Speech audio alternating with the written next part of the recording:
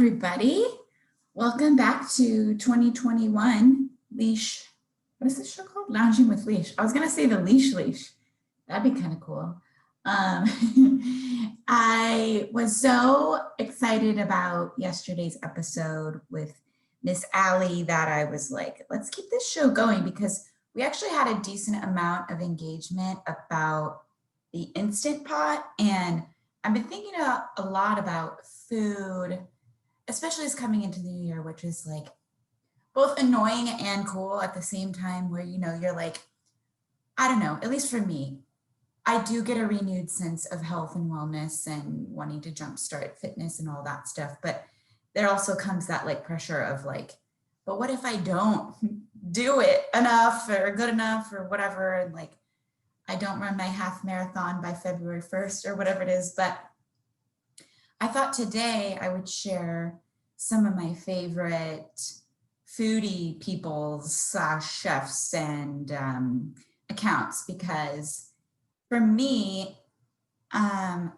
the type of person that is like a very, very visual person, and I like getting examples from other people. Like it's hard for me to just out of nowhere like think, you know what, I'm going to search lemon chicken with asparagus. Like I don't think of that, and I always wonder how people come up with these ideas. So Instagram has actually been really good for me in terms of getting served some ideas for different food and different recipes that I would never have come up with on my own. And so that whole Instant Pot thing was been really cool, because then I could search Instant Pot, chicken recipes or whatever, and then like a bunch of stuff comes up. Or I used to crock pot a decent amount, and I'm really proud of this, I had a Pinterest board called Crock So Hard, which was fun when back in the day when you would leave the house for work and you would like put everything in the morning in the crock pot and then come back and your house smells really delicious. Well, I haven't crocked in a while, but I think that's another really cool one where you can just type in like crock pot recipes and like a whole bunch of stuff comes up.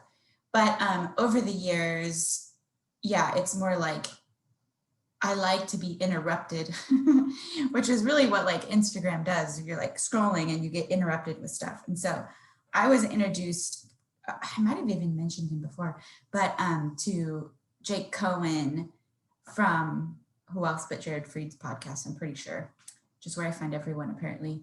And he's amazing. So he is, and I might screw up part of his bio, but basically he is someone who is trained in culinary arts and actually knows what he's doing when it comes to baking and cooking and chefing and all that stuff. But at the same time is also very good at communicating about it. And something that he mentioned on the podcast with Jared was like how a lot of times, there's people who are really good at cooking or like coming up with recipes, but then the personality isn't there. And so I think he found his way into this unique space and like kind of blew up because he has both. And not saying he wasn't like tooting his own horn, he has personality, but he has a clever way of communicating and is, interesting and fun and very silly at times and unique. And I follow his personal page, but also he works for the Feed, which is super cool. They do all sorts of different types of recipes. They have different pages. So they have like feed cocktails and feed recipes, and they have different versions for different things. They have a newsletter. They've done some live cooking things where you can ahead of time get the ingredients and then cook along with them, like as they do a live thing, which is really fun. And also just like really, really beautifully styled food, which is what Jake talks about. He does like these pasta twirls. And so it's just all the noodles like in a beautiful circle with like a hole in the middle. And people are always like, how do you make those? And he's like, I literally just use my hands, which is kind of funny to think. But I mean, yeah, how else are you going to get a perfect pasta circle? But he's also the author of a book. I don't think it's come out yet. It's on pre-order, called Jew-ish, because he is Jewish, but I don't think he practices all of the things. But that's his heritage. And so I learned a lot about the Jewish culture, at least the Jewish food culture, which was really fun because I knew relatively little to nothing about it. And he had talked about Shabbat, which I'm like, this sounds amazing. Why haven't I never done this or gone to one? And so and forgive me if I'm screwing up the details, but from what I recall, he talked about Shabbat really just is about like the coming together of family or friends, and it's kind of like turning off the electronics and the devices and disconnecting from kind of like, the busyness of the world and connecting with each other. And he talked about, he lives in New York, and I have this very like warm, soft spot in my heart for New York as being like this very like, it can be like a very cozy place when you have, a smaller apartment and it's cold outside. You can get really kind of like close together and just like hang with close friends. So he talked about how he started doing Shabbat at his parents' house because they had like a proper table and stuff, and would invite friends over. And slowly but surely it kind of built this community of like-minded people that he really enjoyed, being friends with. And they did it, I believe he said weekly, which sounds incredible, but also like kind of probably hard to manage doing all the time. But the food and just like, drink and the recipes that they would try, and just kind of became a tradition. And I really love that idea. So I'm like, shoot, I keep saying I want to try some. I mean, I've tried, I just made one of his recent soups that he posted. It was called Since You've Been Gone. I'm like, come on now, that's too good. And it was really pretty simple. And it's like one of those things like, if you appreciate like the cooking process, we kind of talked about it yesterday, like the Instant Pot is great for like, being able to pull things out like on a dime, or like if you don't have the time, or if you want to cook a bunch of stuff, which I love Allie's tip of like cooking a bunch of stuff and then using it as lunches, because a lot of times lunch is like, at least for me, it's like a hot mess. Like, what do I make for lunch? I have no idea. It's like, I'm half the time eating breakfast for lunch because I don't know what lunch is. Making sandwiches, I don't always want a sandwich. Anyways, so I like that idea. But if you're into like the process of cooking, or like for me on Sundays, I like to cook like a meal that kind of takes longer. It's more of like a way to wind down and like mentally prepare for Monday. And so I made this Since You've Been Gone soup, and it took probably a couple hours over the entire thing, but not a whole lot of actual work went into it. But it had like these white like Great Northern beans or cannelloni beans, and they were really tasty, kale, onion, and a bunch of spices. And I put in cauliflower rice and some sausage, like chicken sausage, but it's on his Instagram if you want to look. But it's kind of like this fun process of slowly doing it. You start kind of like 3 or 4, and by dinner time you can eat this yummy soup. And I made this huge batch, and I still have some. So that's kind of how I've been doing this week. But, and I got kale. Oh, I threw in spinach. I'm not a big kale person, but it was like a really good way to actually get all these greens in your system. But yeah, so that was one of his recipes. But he also has, and I've made his chocolate chip cookie recipe, which he has great tips on. And one of the biggest things I learned from that was he recommends chilling the dough overnight before you bake it. And that will help with getting like the gooey center, but crispy outside. So it's not like these dry chocolate chip cookies. And I think it's because, it's cold, so it takes longer to cook, or at least the inside does. And then he also showed me the trick of using like a cup that's just like basically like the exact size of the cookie, or like a little bit bigger. And you kind of like, after they're out of the oven, like rotate it around the cookie, and it makes it the perfect circle. And then all of your cookies just like look so pretty. And Not that that necessarily matters. I didn't think I would really care. I'm just like, put it in my mouth.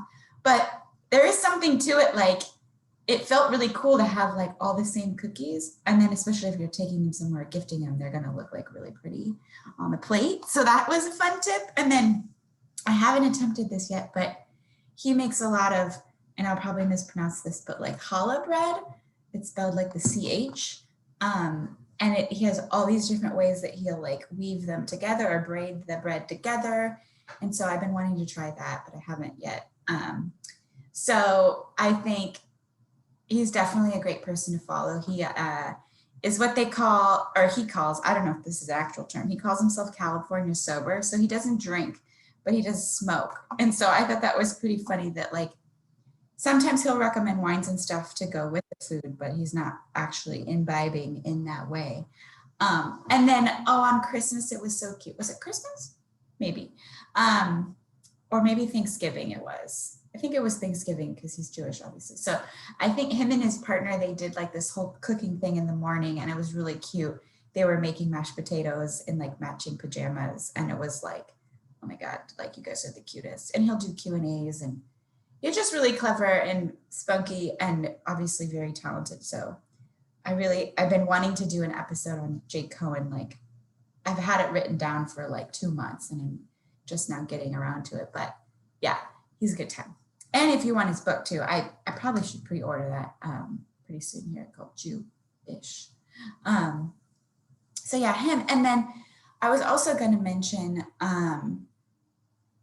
because I thought of her yesterday. So I just talked about this, but like trying to get ideas for healthy food recipes and whatnot. So someone I've been following for a while now, you know me, I love Bachelor. So Tenley, I think her old last name was like Moslin or Moslin or something, but then she got married. Now she's Tenley Leopold, like Ten Tenley. And now that she has a baby, the feed is mostly of babies, like her Instagram feed, not her recipes. But she does have like in her highlights a bunch of recipes of things that she used to make, and she's getting back to it more and more. But she was a nutritionist, kind of like health coach person. She's super fit, like was a dancer, does bar, all this stuff. And so I really relate to her on that level. But she's very clever with like getting in all of your nutrients in a way that like actually tastes good, because I'm the type of person who like, I don't eat for utility, just to like, yep, I need protein and I don't care what it tastes like. Like I actually want my food to taste good. And so I appreciate how clever she was. Like she'll do, like I made a dish that she has these standard like bowls that she'll do. She's like, I kind of hate calling things salad, so I just call everything a bowl. Where like she'll use sweet potatoes as the base and either like roast them like in the shape of French fries or like wedges or whatever. And then she's obsessed with arugula, which I like never buy. So it's like one of those things like, oh yeah, I forgot about that leaf. And then she'll throw on like roasted bell peppers and onions, and then like a fried egg or sriracha or like avocado or whatever. And it's like, oh, it's a bowl. And I'm like, oh crap, that's probably a lot of like really good nutrients. And it's still like saucy and tastes good and it's filling. And so if you go to her highlight, she has a bunch of recipes there. There's this one I want to try. So she had this, I don't know if you guys have seen at Trader Joe's, the like cauliflower gnocchi. And I got it once and tried it the way they tell you to do it on the package. And it just turned into like this kind of like boring mush of a ball, I guess you could say. And I was like, well, that was a waste, you know, like not only did it not taste like gnocchi, it didn't taste like good cauliflower either. So, but she had this way about doing it where she turns it into like this yummy pasta with, again, arugula, and it looks really delicious. And also, you know, you get cauliflower. And then the last thing that she turned me on to is these things called chomps, which are a little bit expensive, but part of me in my life, like the breakdown sometimes is when I'm like really hungry or like in between things and I need a snack, and like I love my hot Cheetos, but they can't be my everyday snack as much as I would love them to be. So she introduced me to these, they're basically like healthy Slim Jims, I guess you could say, where it's like beef or turkey sticks, but they have different flavors. So it's like jalapeno or mango habanero and salt and pepper or whatever, or just normal. And she had this code. And so I was literally influenced. Like that rarely happens that I actually use like a code from an influencer. I don't even know if I've ever done that, but I trust her. And like, so I bought like the whole little pack on Amazon, and like, they're all really good. They came with turkey too. The turkey one I had wasn't my favorite, but all of the beef ones have been good. And like, it's like all made in America, all this like, there's no hormones and all these things. So like, it's like if you need a little pick me up and you're like on your way somewhere, it's like easy to throw in your car or whatever. And they're only like 90 calories or something like that if you're into that thing. So I was like, I like learning from people and trying it and seeing if I like it. And then once I find people I kind of trust, like on their taste, then I can kind of like trust that I'll like what they recommend. So that's kind of what I've been up to over here. And then, the last person is, what is her handle? Okay, so it's called the Chutney Life. And I've only been following her for probably like a week or two, but she came up when I was searching Instant Pot recipes, because I really wanted to do, I don't know the one I found from her. I think it was a curry, like a green curry. I love green curry. And so it might have been that I found her, but she has a ton of good recipes that aren't just Instant Pot. And she keeps it real, but her like, feed is super delicious looking, and she has kids. She's very just like accessible, and everything looks freaking delicious. And so I think I'm going to try her green curry recipe soon here. Yeah, she has a website, like it's just really well done. And like, she was actually just doing a live earlier today. So I just feel like, as much as I get annoyed by social media and Instagram and all this stuff, there is some like really cool things out there that like people being themselves and sharing what they love. And it's like, I can find it, like, you know what I mean? Like the old school way would be, I would have to show up to the store, find a recipe book, go home, try to make it. And then if I liked it, cool. Or maybe I learned that everything in the recipe book I don't like, you know what I mean? Like this is like so nice to get access to like one recipe or one person you like, and then you just kind of like try things and you can save. So like, this is another tip of mine. Not that this is about tips, but what I started to do, I realized I would like screenshot recipes, and then like I would cook it that night, and then I'd be like, I have no idea where that recipe ever went again, because it's like, way back in my photo feed or whatever. So what I started doing, which I should have done like a million years ago, and I thought about it forever, and it's like stupid that I haven't done it. But anyways, here we are. You can put them in like an album called recipes. So it's like you can actually go find them when you want to go make it again. Like, hello, like I don't know why it took me that long to do that, but now I have a little album called recipes, and it's really cute. So you could even like, if you wanted to take it further, I haven't done this, but maybe you could, where in the notes you could write like if you made it, like what you liked about it, or if you changed up the recipe at all, and then take a screenshot of that and put it in your book, in your album. That's even cooler. That's wild. That's like next level. I don't know. That's crazy. You could also like favorite it in Instagram or whatever that's called, archive, I guess you could say. So that's an option. I don't even know how to go find the things that I've archived. So if I did that, I would have to go learn how to do that. But anywho, yeah, so that's basically my lounging with Leash for the day. Look up Jake Cohen and the feed, and these other great, like Tenley, Leopold, and then the Chutney life. And I'm sure there's a million others, but these were people that, like, for me, you know, when I see things that they post, it inspires me. It makes me want to get like creative, go to the grocery store, get the ingredients, that kind of thing. And that is, you know, it's hard to do sometimes when you're in like the same rut of like, yep, I have this for lunch and this for dinner, and I've ran out of ideas. So anyways, I hope you enjoyed, and I hope you're making it your way through this new year. And I have great hopes for 2021 and for you and for me. Alrighty, well, until next time, farewell.